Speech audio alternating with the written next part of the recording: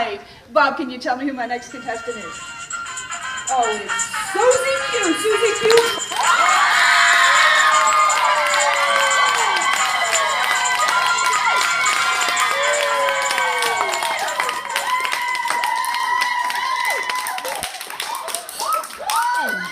Are you ready to see what our next prize is?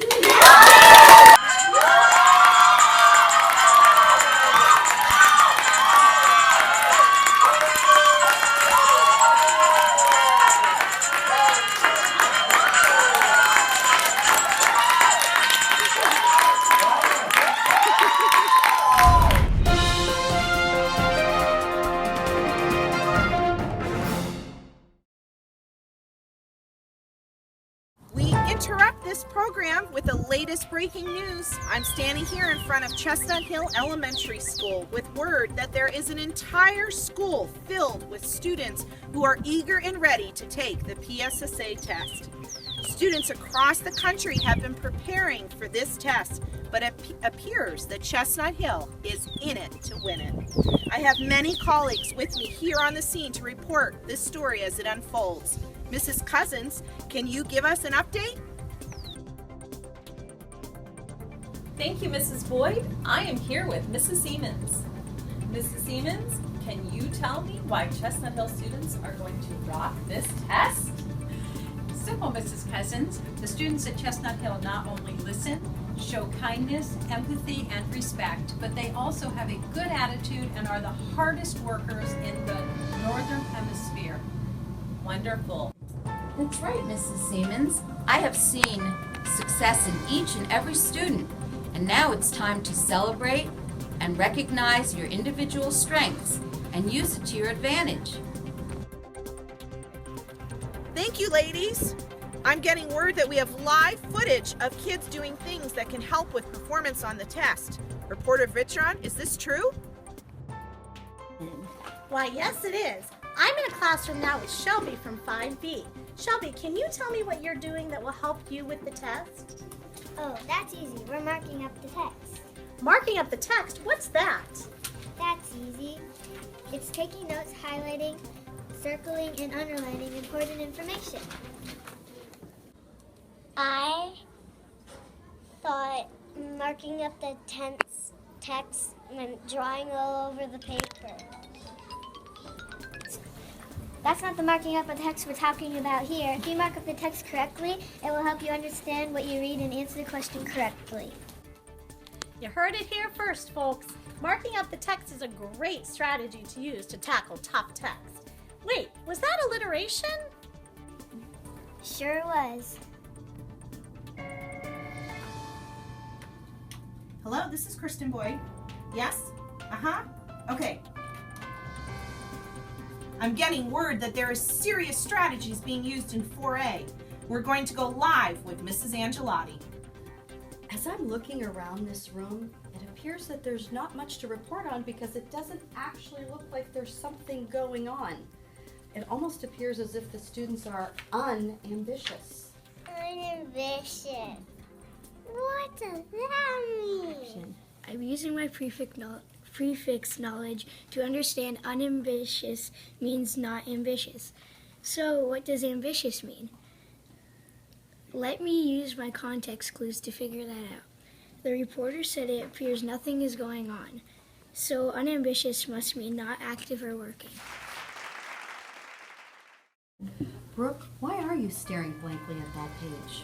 We're not staring blankly. We're being rockin' test takers by rereading the text. Sometimes passages can be hard, and it's our job to back up and read. Wow! Who knew something this simple could be so important? Oh, wait, my boss is in my ear telling me it's time for a commercial break.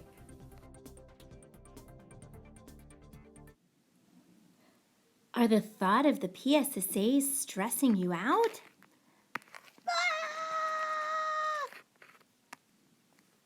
Then we have some advice for you. Get your Z's.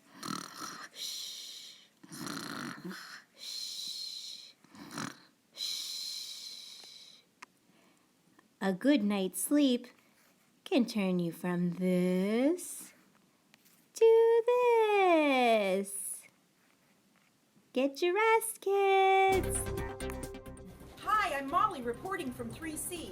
I just want our viewers to get a picture of what I'm seeing in this room. These kids have questions in front of them and got answer choices that are really, really, really long.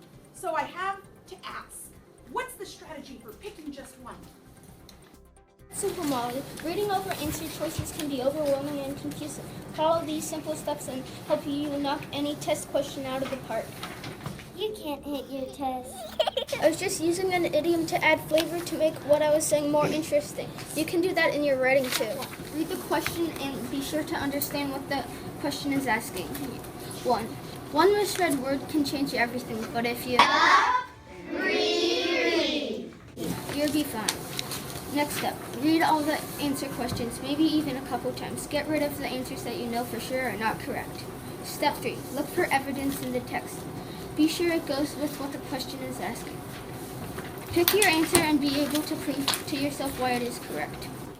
There you have it. Moving on to 5E for a look at what's happening on Achievement Boulevard.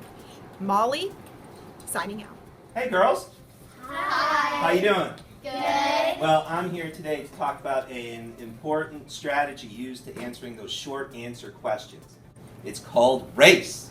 Have you ever heard of RACE before? Yes. Okay, what does the R stand for? What does the A stand for? Answer. How about that C? C. Go back into the text to make sure your answer is correct. And explain. And what do you do when you explain? After citing, you have to explain your answer in your own words. This has been a special report from 5E. Hello, this is Chesterita from Chestnut Hill Elementary School in Erie, Pennsylvania. There you have it. Remember, breathe, take your time, and show what you know. After all, we are leaders here at Chestnut Hill. I listen, I show empathy, I have a good attitude, I am dependable, I put forth effort, I show respect, I am a leader at Chestnut Hill. The teachers believe in you. Trust me, I know. Don't forget to exercise.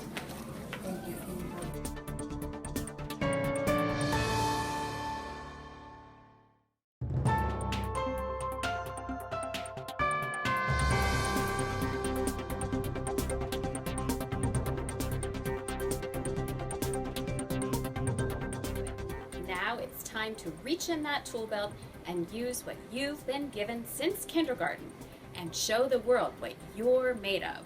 Wow, I can't wait to take these tests. Rock these tests.